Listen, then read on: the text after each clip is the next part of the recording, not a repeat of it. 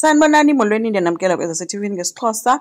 Umseleku guys ubuye ehamba ngesinye isipidi endingasaziyo. Uthi nje zonke izinto njengangoku uya kuGogo Flow uyothetha naye ngabafazi bakhe. Ufike ke emangcwabeni ephethe amakhandlela ayoqhumisa ke nempepho.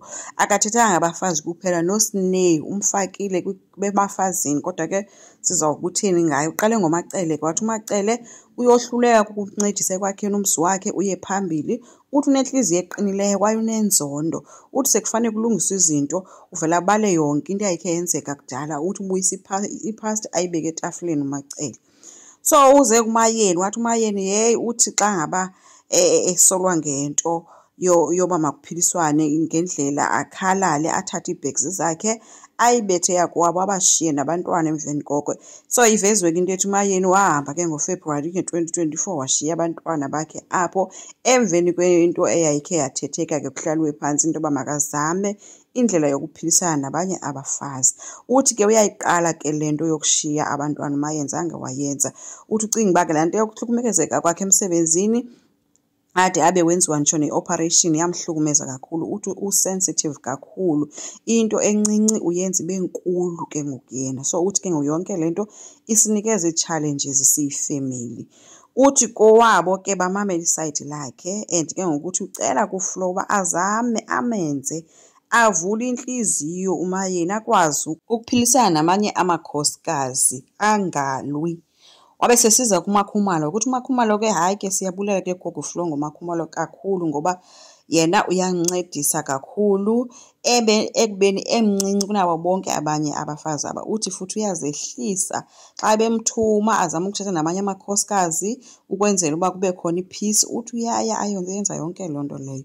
Uthi ke bekungamelanga uba uMakhumalo nguye ohamba edibana nabanye abafazi babuza uba kuhamba kanjani, noba kungathiwa ke uyaphapha, kodwa yonke le nto inceda lo mzi. Qhubekile ke wathi uFlow bacinga uba ke uyazicingezelela ke xa esenza le nto, vele wenza umsebenzi wakhe njengomfazi. Uthi akho nto imbi kuloo nto.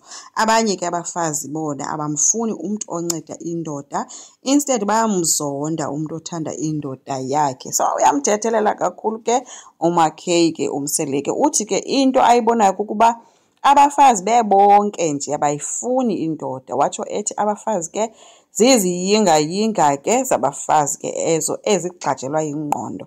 Bathi xa uyihlonipha ke indoda yakho bangakuthandi ke, kodwa xa uyidelela baqhwaba izandla kakhulu abo bantu abo. Uthi ke ziziyinga zabafazi ke ezo. Weza kuMangwabe ke ethi uMangwabe beshona akamazi nokuba usesiphi isiciko seyiphi imbiza. Uthi level yokungamhloniphi nokumthatha kancinci ke enkulu. Uthi xa elibeka naye uyalibeka ngathi nguye indoda, and ifemeli yakhe imncedisa kancinci kuyo yonke le meko anayo noMangwabe.